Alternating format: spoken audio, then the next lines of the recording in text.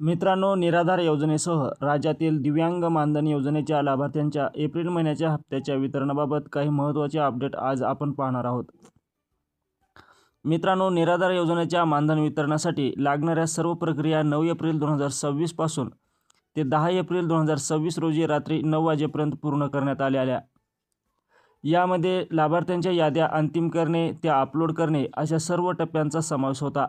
आता पुढील टप्पा म्हणजे प्रत्यक्ष अनुदान वितरणाची प्रक्रिया सुरू होणार.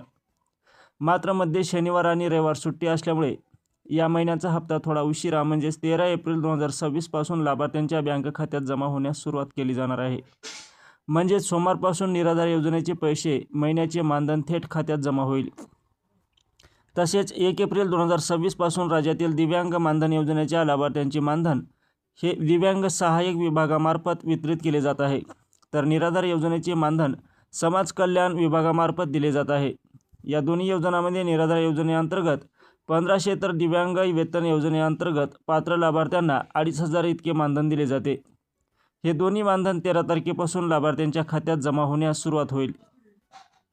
दिव्यांग वेतन योजनेबाबत एक महत्त्वाची अट म्हणजे ज्या लाभार्थ्यांनी आपली UDID कार्ड जमा केले आहे आणि त्याची KYC पूर्ण केली आहे अशाच लाभार्थ्यांना 2500 चे मानधन दिले जाणार आहे. तर निराधार योजनेअंतर्गत 30 एप्रिल 2026 पर्यंत आधार लिंक करणे बंधनकारक करण्यात आले आहे. ज्या लाभार्थ्यांनी अजून आधार लिंक केलेले नाही त्यांना तात्काळ आधार किंवा करण्याचे निर्देश देण्यात आले आहेत. अन्यथा त्यांचे पुढील हप्ते बंद केले जाऊ शकतात. विशेष म्हणजे एप्रिल महिन्याचा हप्ता वितरित करतानाही ज्या लाभार्थ्यांचे आधार लिंक झालेले नाही त्यांना मानधन मिळणार नाही. त्यामुळे जर तुमचे आधार शेडिंग बाकी असेल तर लवकरात लवकर बँक व आवश्यक कागदपत्रे तहसील कार्यालयात जमा करा, जेणेकरून तुमचे मानधन बंद होणार नाही किंवा बंद झाले असल्यास पुन्हा सुरू होईल.